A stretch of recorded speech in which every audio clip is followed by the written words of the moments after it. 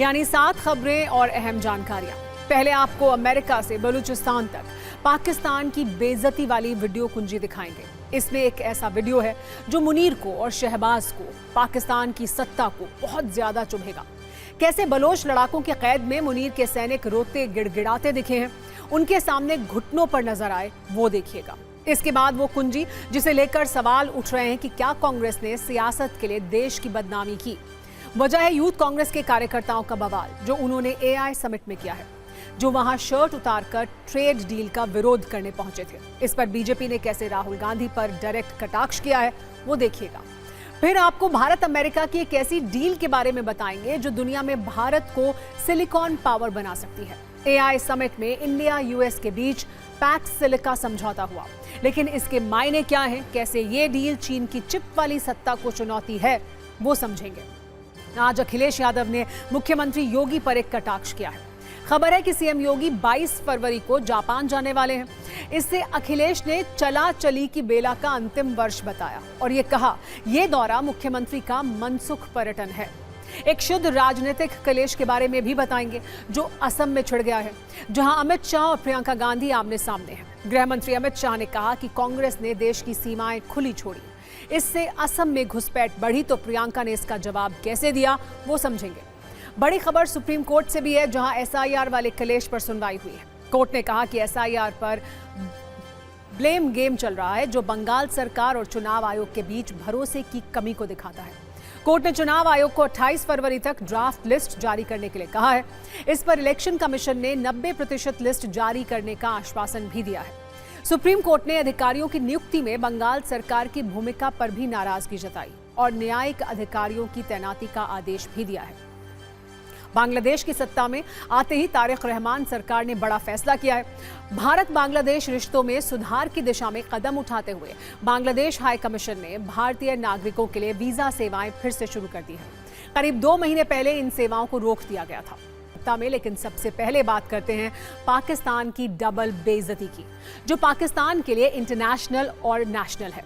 इसे 2 वीडियो से समझिए। एक तरफ अंतर्राष्ट्रीय मंच पर पाकिस्तान के प्रधानमंत्री शर्मिंदा हो रहे हैं, असहज हो रहे हैं, वहीं दूसरी ओर पाकिस्तान के अंदर वहां के सैनिक रो रहे हैं, जान बचाने की अपील कर रहे हैं। ये दोनों तस्वीर पाकिस्तान के 24 करोड़ लोगों को शर्म से पानी पानी करने वाली है।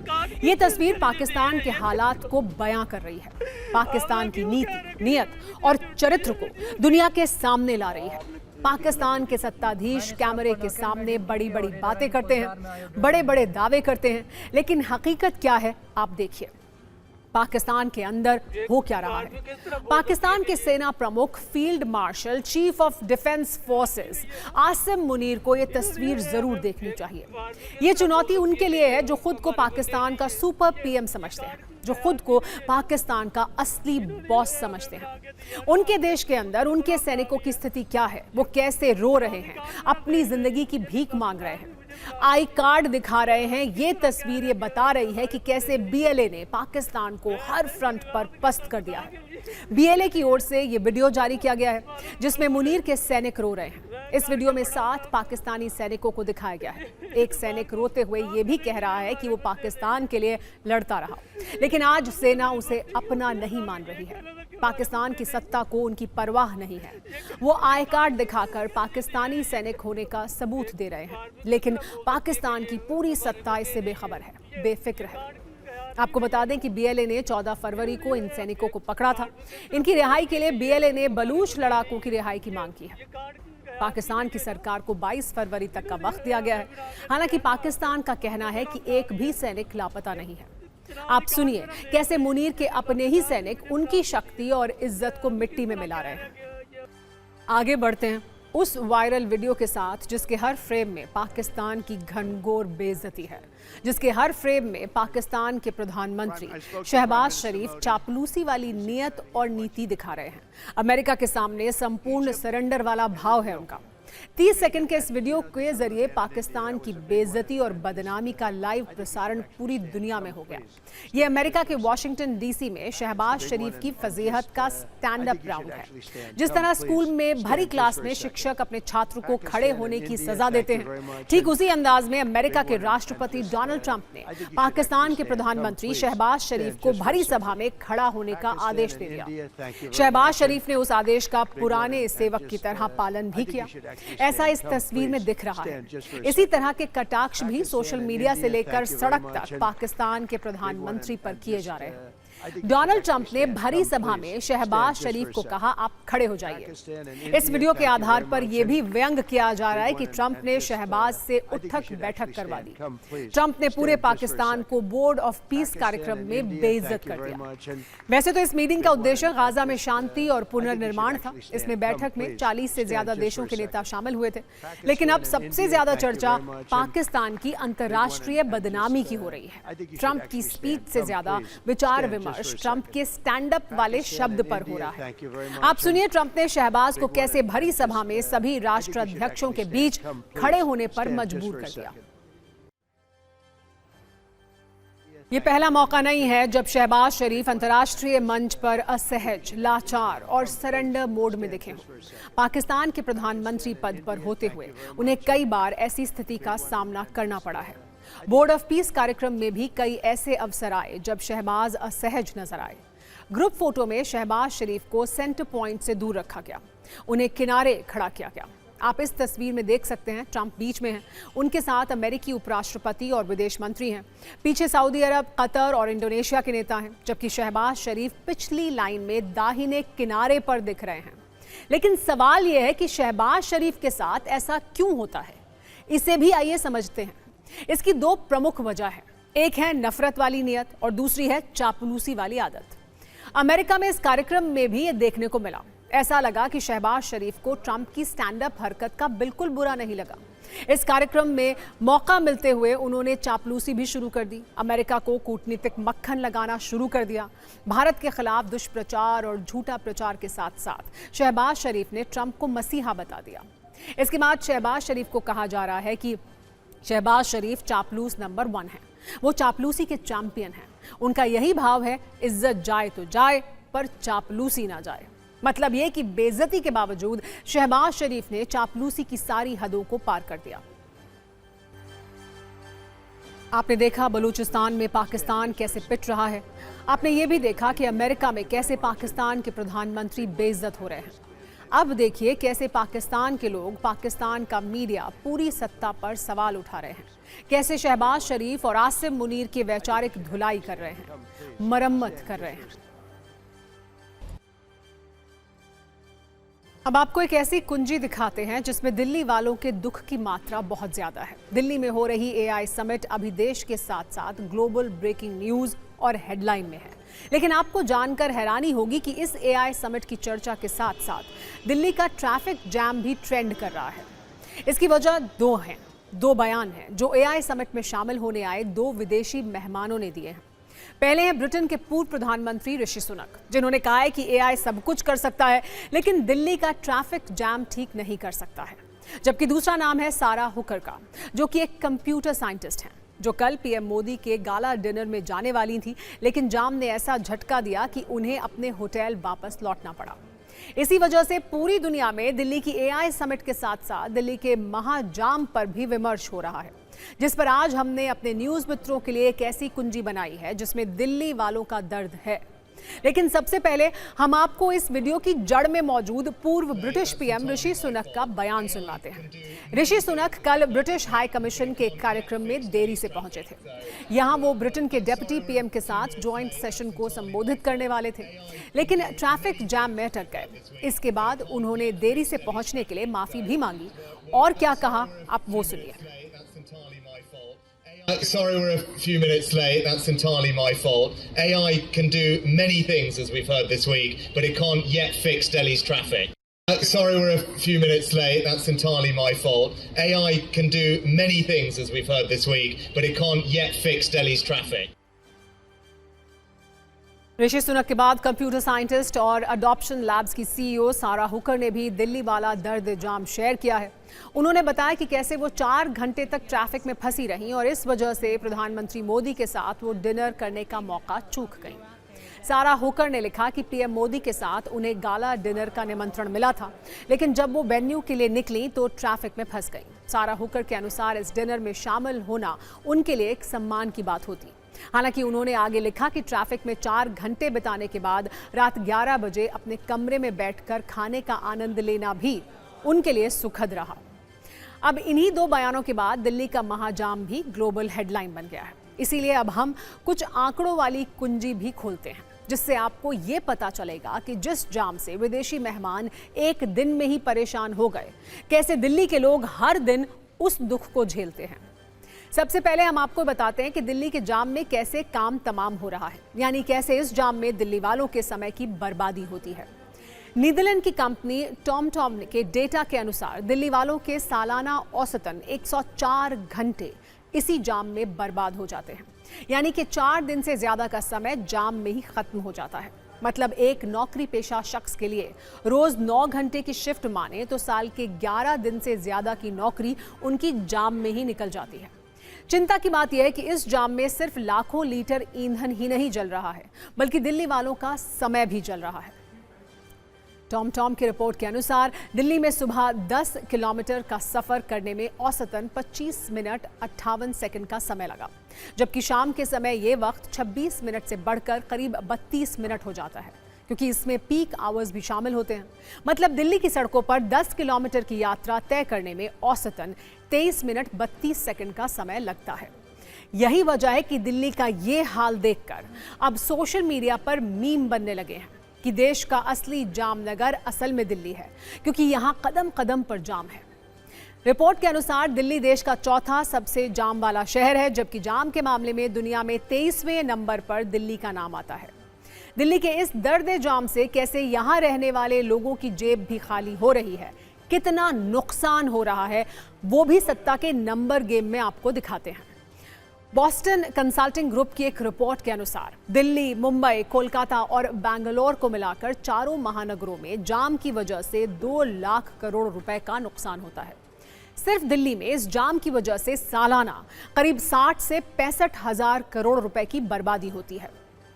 Centre for science and environment की एक रिपोर्ट के अनुसार दिल्ली में एक अनस्किल्ड वर्कर को हर वर्ष 7,200 से 19,600 रुपए तक का सालाना नुकसान होता है। जो लोग स्किल्ड वर्कर्स हैं, उन्हें इस जाम की वजह से हर वर्ष 8,300 रुपए से 23,800 रुपए तक की सालाना चपत लगती है। लेकिन उच्च स्तर के प्रोफेशनल्स को जाम से साल भर में 9,000 से 25,900 रुपए तक का आर्थिक नुकसान झेलना पड़ता है। लेकिन दिक्कत क्या है और इसका समाधान क्या है, इस पर हम आपको एक न्यूज रील भी आइए दिखाते हैं।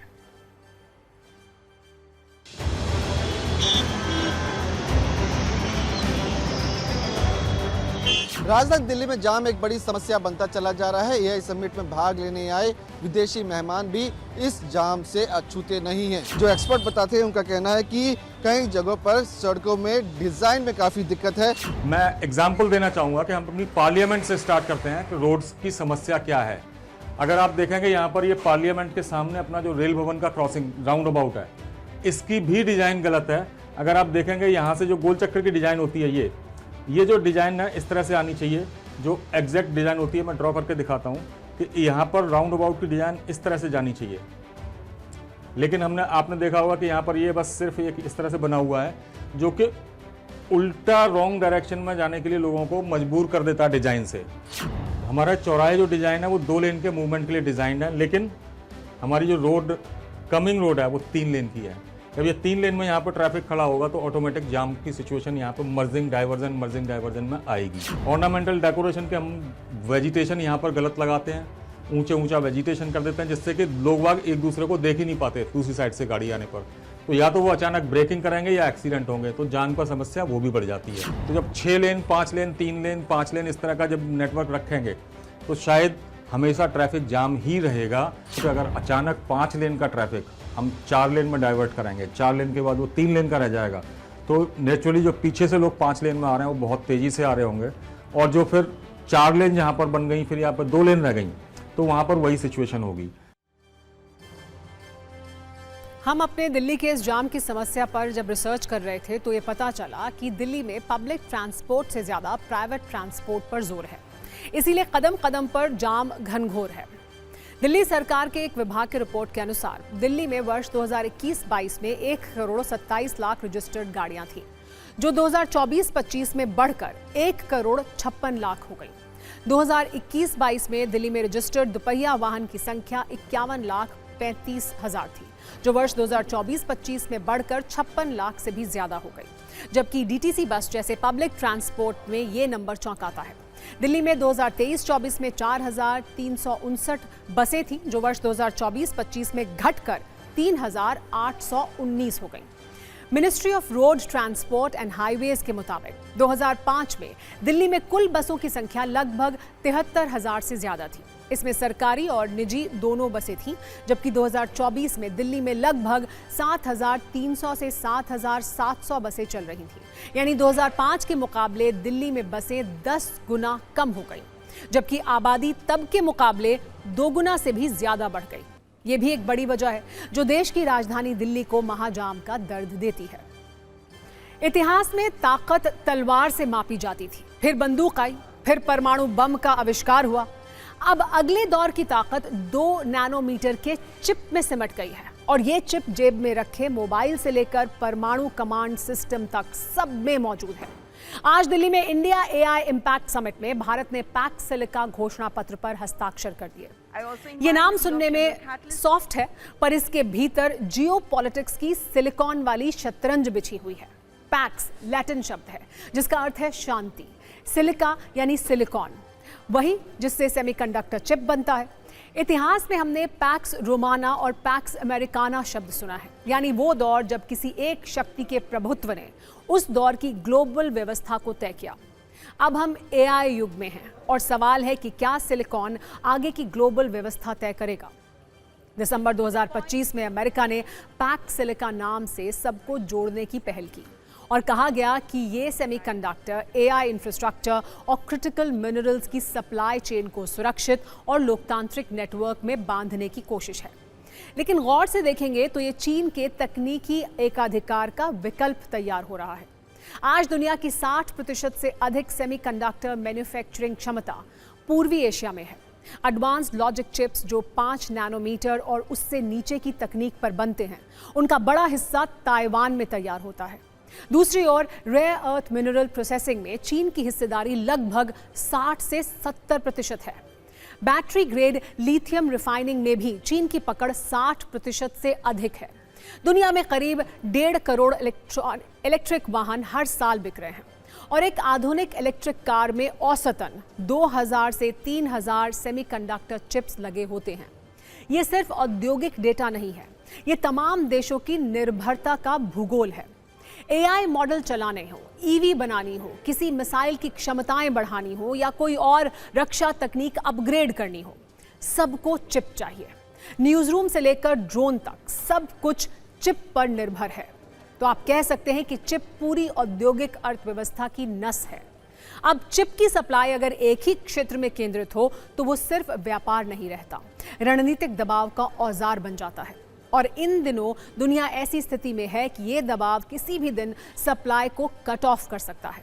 पैक्ट सिलिका इसी दबाव को कम करने की रणनीति है, क्योंकि सवाल चिप का नहीं है, सवाल नियंत्रण का है। 21वीं सदी की विदेश नीति अब सिर्फ सैन्य गठबंधनों से नहीं, तकनीकी इकोसिस्टम से भी तय होगी। एआई युग की लड़ाइयां सीमाओं से ज्यादा सिलिकॉन वेफर पर लड़ी जाएंगी। इस गठबंधन में अमेरिका, जापान, ब्रिटेन और ऑस्ट्रेलिया जैसे विकसित देश पहले से शामिल थे। भारत पहला बड़ा विकासशील देश है जिसने इसमें औपचारिक रूप से हस्ताक्षर किए हैं। ये संकेत है कि दुनिया भारत को केवल बाजार नहीं बल्कि मैन्युफैक्चरिंग पावर के रूप में देख रही है। भारत में पहले से चिप निर्माण परियोजनाएं चल रही हैं। दुनिया की प्रमुख चिप कंपनियों के रिसर्च और डेवलपमेंट में भारतीय इंजीनियर निर्णायक योगदान दे रहे हैं। अब लक्ष्य यह है कि डिजाइन से आगे बढ़कर निर्माण भी करना है। एआई की असली ताकत कंप्यूट पावर में होती है। जनरेटिव एआई मॉडल हवा में नहीं चलते, उन्हें data centre, GPU, high and chips चाहिए होती हैं। पैक्सिलिका के तहत सुरक्षित सप्लाई चेन का मतलब यह है कि चीन का विकल्प तलाशने की ग्लोबल कूटनीति में भारत का अपना एआई इंफ्रास्ट्रक्चर मजबूत होगा। दुनिया के सेमीकंडक्टर उद्योग को अगले दशक में लगभग 10 लाख कुशल प्रोफेशनल्स की जरूरत हो सकती है। भारत के लिए यह रोजगार और स्किल डेवलपमेंट दोनों का अवसर है। भारत के हस्ताक्षर के बाद अब चुनौती घोषणा को उद्योग में और रणनीति को उत्पादन में बदलने की है। इसी से तय होगा कि सिलिकॉन पर शह मात के खेल में भारत दर्शक रहेगा या निर्णायक खिलाड़ी बनेगा।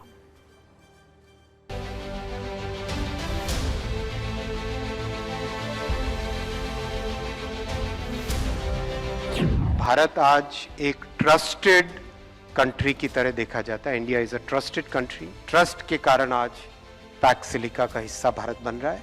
Today our talented engineers are designing the most complex, most advanced 2 nanometer chips here in India. 2 nanometer chips. 10 lakh से ज्यादा सेमीकंडक्टर इंडस्ट्री में टैलेंट की रिक्वायरमेंट है। 10 लाख लोगों की।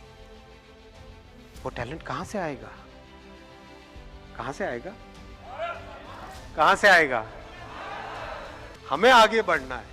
देश को एक दिशा, एक क्लियर एम, एक क्लियर गोल है देश के सामने, और उसमें है सेमीकंडक्टर इंडस्ट्री में, इलेक्ट्रॉनिक्स इंडस्ट्री में लीडरशिप लेनी है दुनिया की। PacSilica will be a group of nations that believe technology should empower free people and free markets. India's entry into PacSilica isn't just symbolic, it's strategic, it's essential. Peace comes through strength. India understands this. India understands strong borders. India understands this part of the world. That strength, that sovereignty is exactly what PacSilica amplifies. तो भारत और America के बीच आज एक और समझौता हो गया, लेकिन कांग्रेस अभी ट्रेड डील के हिसाब में ही लगी हुई है। आज एआई समिट के आखिरी दिन युवा कांग्रेस के कार्यकर्ताओं ने भारत अमेरिका ट्रेड डील के विरोध में शर्टलेस प्रदर्शन किया। दिल्ली के भारत मंडपम में एआई समिट हो रहा था, तभी अचानक युवा कांग्रेस के करीब 10 कार्यकर्ता समिट में पहुंच गए। उन्होंने अपनी शर्ट उतारी और the prime minister is compromised के नारे लगाने लगे। प्रदर्शनकारी सरकार पर भारत अमेरिका सौदे के जरिए राष्ट्रीय हितों से समझौता करने का आरोप लगा रहे थे। अचानक जब हॉल के अंदर हंगामा होने लगा तो दिल्ली पुलिस ने कुछ लोगों को हिरासत में लिया। बीजेपी इससे काफी नाराज है। बीजेपी का कहना है कि जब देश में इतना बड़ा आयोजन हो रहा है तो इस तरह का शर्टलेस प्रदर्शन कांग्रेस के विजन की कमी दिखाता है। केंद्रीय मंत्री पीयूष गोयल ने तो डायरेक्ट राहुल गांधी पर हमला किया और लिखा कि राहुल गांधी, भारत को अपमानित करके सरकार पर हमला करना ये आपका आइडिया ऑफ ऑपोजिशन है। एक बार देखिए कि आज अचानक भारत मंडपम में किस तरह से हंगामा हुआ और नारेबाजी हुई।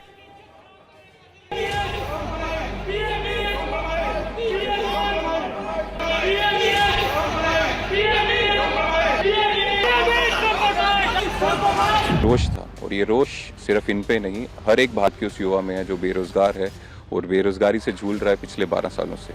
हमने पीसफुल प्रोटेस्ट किया है, हमने एक लॉ कोई गलत नहीं तोड़ा है, हमने पीसफुली किसी को हमने चोट नहीं पहुंचाई है, अपनी बात रखी है, और डेमोक्रेसी में ऐसा ही होता है। प्लानिंग कहाँ बनी थी? ये कोई सड़क चलते हुए यूथ कांग्रेस के किसी लीडर ने ये प्लानिंग नहीं बनाया। ये राहुल गांधी, सोनिया गांधी और प्रियंका वाड्रा की मौजूदगी में राहुल जी के निवास स्थान पे ये प्लानिंग किया गया था। ये प्रयोग है, ये संयोग नहीं है। बिल्कुल प्रोटेस्ट हमारा राइट है और हम लीगल प्रोटेस्ट कर रहे हैं। तरीके से यानी कि प्लान किया था आपने? बिल्कुल, सारे बंदे लीगल तरीके से गए हैं। प्लान किया था, लीगल काम प्लान किया है। था, जो भी हुआ है लीगल हुआ है। ये कांग्रेस का अहंकार और साथ साथ उनकी निराशा का प्रतीक है। एक तरीके से देखो तो कांग्रेस भारत के विकास को चोक करने में लगी हुई। एंटी इंडिया ट्रेड डील है। एंटी इंडिया जो ट्रंप ने जिस तरीके से दबा के भारत के किसानों का गला रेत दिया है, ये एंटी इंडिया है। कांग्रेस के कार्यकर्ताओं ने एआई समिट में कपड़े नहीं उतारे, कांग्रेस को नंगा किया है। कांग्रेस का असली चेहरा देश के सामने आ गया है। तो वो चेहरा है एआई, मतलब अगेंस्ट इंडिया। 4 लोग इनमें से हम पकड़े भी हैं, वो इंडियन यूथ कांग्रेस के ही राष्ट्रीय सचिव, कोऑर्डिनेशन अध्यक्ष, उपाध्यक्ष हैं, और बाकी के लोगों की भी जांच जारी है, उनको भी डिटेन किया जाएगा। इस मामले में पुलिस ने एक्शन लेना शुरू कर दिया है। यूथ कांग्रेस के राष्ट्रीय अध्यक्ष उदय भानु चिब और यूथ कांग्रेस के जनरल सेक्रेटरी विकास चिकारा से संसद मार्ग थाने में पूछताछ हुई है। इधर बीजेपी युवा मोर्चा ने भी कांग्रेस नेता राहुल गांधी के खिलाफ प्रदर्शन किया। यानी प्रदर्शन वाली ये लड़ाई अब नेक्स्ट लेवल पर जा रही है। वैसे सरकार की नीतियों के खिलाफ प्रदर्शन करना विपक्ष का अधिकार है और कर्तव्य भी है, लेकिन सवाल यह है कि जब देश में एक अंतर्राष्ट्रीय समिट चल रही हो जहां दुनिया भर से प्रतिनिधि आए हों, सबकी निगाहें भारत पर हैं, तब क्या उसी मंच को और उसी समय को विरोध के लिए चुनना सही है? क्या विरोध दर्ज कराने के लिए कुछ और घंटे नहीं रुका जा सकता था? क्या प्रेस कॉन्फ्रेंस, रैलियां नहीं हो सकती थी? अंतर्राष्ट्रीय कार्यक्रमों के दौरान इस तरह का उत्पात देश की छवि पर भी असर डालता है। संदेश ये जाता है कि हम अंदरूनी राजनीतिक मतभेदों को वैश्विक मंच पर भी उछालने से नहीं चूकते। ट्रेड डील पर बहस होनी चाहिए, आंकड़ों पर चर्चा होनी चाहिए, सरकार से जवाब भी मांगा जाना चाहिए, लेकिन विरोध का तरीका और समय भी उतना ही अहम होता है। लोकतंत्र में असहमति जरूरी है, पर देश की प्रतिष्ठा का ख्याल रखना भी उतना ही जरूरी है। और अब आइए चुनावी राजनीति की बात करते हैं। असम जिसका हॉट सेंटर बना हुआ है, कांग्रेस और बीजेपी दोनों के 2 बड़े नेता आज असम में हैं। बीजेपी की तरफ से गृह मंत्री अमित शाह और कांग्रेस की तरफ से महासचिव प्रियंका गांधी ने आज अपनी अपनी पार्टी की चुनावी रणनीति और राजनीति को गति दी। इसके अलावा मियां जिन्ना और पाकिस्तानी मियां वाला कलेश भी है। हमने इन दोनों को मिलाकर सत्ता की एक राजनीतिक कुंजी आपके लिए तैयार की है, लेकिन पहले बयानों वाले राजनीतिक हमले की बात करते हैं। गृह मंत्री अमित शाह ने आज सिलचर में रैली की, जहां उन्होंने कांग्रेस पर घुसपैठियों को असम में बसाने का आरोप लगाया, जबकि प्रियंका गांधी ने कहा कि बीजेपी असम की जमीन उद्योगपतियों को दे रही है।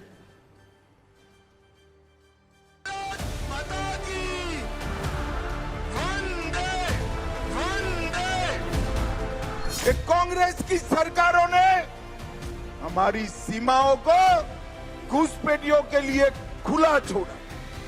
घुसपैठिए आसाम में घुसते गए, आसाम के युवा की रोजगारी, गरीब का अनाज और गांव की भूमि छीनकर यहां पर जनसांख्यिकी परिवर्तन करने का प्रयास चला। मगर आसाम की जनता ने 10 साल पहले भारतीय जनता पार्टी की सरकार बनाने की शुरुआत की और हमने सबसे पहले 5 साल में काम किया, घुसपैठ को रोकने का काम किया, रोकने का काम। तो पब्लिक थकी हुई है कि किस तरह से असम में जितनी भी असम की संपत्ति है, असम की जनता की संपत्ति है, वो बड़े बड़े उद्योगपतियों को, एक परिवार को दी जा रही है। तो मेरे ख्याल से जनता जानती है, तो हमने इसको जो यहाँ के हमारे नेता हैं उन्होंने इसको एक पैम्फलेट में सारा इकट्ठा करा है ताकि एक अच्छी तरह से दिखे कि क्या क्या होगा।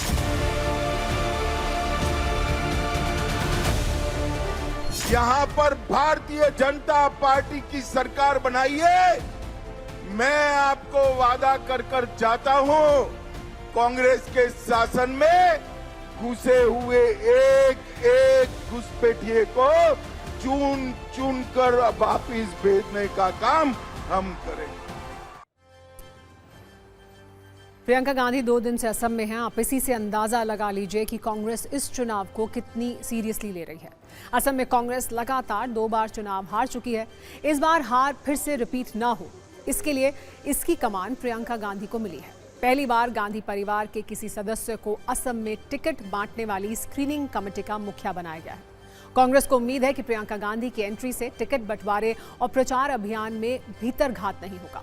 जिस तरह से भूपेन बोरा ने पिछले दिनों कांग्रेस को छोड़ा है, उससे कांग्रेस हाईकमान को इस बात का डर था। इसीलिए प्रियंका गांधी ने राहुल गांधी के निर्देश पर दिल्ली के बजाय असम के जिलों से टिकट बंटवारे की शुरुआत की है। प्रियंका गांधी ने इसके लिए गुवाहाटी से कई जिलों के नेताओं और कार्यकर्ताओं से खुद मुलाकात की। इतना ही नहीं, राज्य कमेटी के नामों पर नेताओं, कार्यकर्ताओं, सामाजिक कार्यकर्ताओं, एनजीओ और पत्रकारों से फीडबैक लिया जा रहा है। एक तरफ टिकट बंटवारे पर फोकस है तो दूसरी तरफ प्रियंका गांधी का हिमंत हमला है। उन्होंने हिमंता पर भ्रष्टाचार और जमीन घोटाले का आरोप भी लगाया है। जब हम चुनाव लड़ते हैं राजनीति में नेता होते हैं तो दो तरह के नेता होते हैं। एक सकारात्मक नेता होता है, मतलब एक पॉजिटिव माइंडसेट का नेता होता है जो आपको बताएंगे कि हम आपके लिए क्या करना चाहते हैं। और दूसरी ये होती है कि ध्रुवीकरण कराओ, एक दूसरे से लड़ाओ, किसी को एक दिन कोई गाली दे दो, किसी को दूसरे दिन किसी और को गाली दे दो, किसी के परिवार पर आक्रमण करो। तो ये हमारी राजनीति ना हुई है कभी और ना कभी होगी। अच्छा प्लान एक तरफा नहीं है, बल्कि दोनों तरफ से प्लानिंग हो रही है। बीजेपी असम में 50% से ज्यादा वोट हासिल करने का प्लान बना रही है। बीजेपी विकास, घुसपैठियों वाले मुद्दे के अलावा कांग्रेस के अंदर क्लेश पर भी नजर बनाए हुए है। सूत्रों के मुताबिक कांग्रेस के कई विधायक और उम्मीदवार अभी भी हिमंत बिस्वा शर्मा के संपर्क में हैं। ऐसे में जिन 102 सीटों पर कांग्रेस के अंदर असंतोष है, उन पर बीजेपी की नजर है। उन्होंने यहां तक कह दिया है कि कुछ मुस्लिम विधायक भी उनके संपर्क में हैं। बीजेपी का तोड़ो प्लान कैसे है, इसे ऐसे समझिए कि मुख्यमंत्री हिमंत बिस्वा शर्मा ने कांग्रेस के मजबूत नेता और पूर्व प्रदेश अध्यक्ष भूपेन बोरा के बीजेपी में 22 तारीख को शामिल होने की बात कही है। तो एक तरफ कांग्रेस पर टूट का दबाव है, वहीं दूसरी तरफ बीजेपी के भीतर भी टिकट दावेदारों की एक लंबी कतार है। यानी बाहरी और भीतरी के बीच संतुलन की चुनौती बीजेपी के सामने भी है। असम में इस बार बीजेपी ने चुनाव को बूथ स्तर की लड़ाई बना दिया है। बूथ मैनेजमेंट पर काफी फोकस है। राज्य के 31,486 बूथ पर माइक्रो मैनेजमेंट किया जा रहा है। राज्य के 1,830 नए बूथों पर नई संरचना और पन्ना प्रमुख मॉडल के जरिए चुनावी तैयारी को धार दी जा रही है। इतना ही नहीं, बीजेपी मुस्लिम बाहुल करीब 7,000 बूथ पर भी अपनी सक्रियता बढ़ा रही है। बीजेपी 100 पार का लक्ष्य लेकर चल रही है। 95 से 100 सीटों पर खुद लड़ने की तैयारी में है। सहयोगी दलों को जैसे असम गण परिषद, यूपीपीएल और बीपीपीएल के साथ तालमेल की कवायद भी जारी है। बीजेपी के राष्ट्रीय अध्यक्ष नितिन नवीन ने साफ संदेश दिया है कि पार्टी का लक्ष्य सिर्फ जीत नहीं है, बल्कि हर बूथ पर 50% से ज्यादा वोट पाना भी एक अहम लक्ष्य है। हालांकि इस सब के बीच मियां वाला कलेश भी है। गौरव गोगोई ने हिमंत बिस्वा शर्मा को असम का जिन्ना कहा है, तो हिमंत बिस्वा शर्मा ने उन्हें पाकिस्तानी मियां कहा है। कुल मिलाकर दोनों तरफ तीखे बाण चलाए जा रहे हैं। ईरान के खिलाफ अमेरिकी राष्ट्रपति डोनाल्ड ट्रंप की फाइनल वार्निंग की बात भी करते हैं। पिछले कई दिनों से ये खबर आ रही है कि अमेरिका किसी भी वक्त ईरान पर हमला कर सकता है। अब ट्रंप ने ईरान को 10 दिन का वक्त दिया है। ट्रंप ने ऐलान किया कि अगर ईरान नहीं माना तो बर्बादी का जिम्मेदार वो खुद होगा। ट्रंप की इस धमकी ने एक बात तो साफ कर दी कि शांति की खिड़की अब करीब करीब बंद हो चुकी है।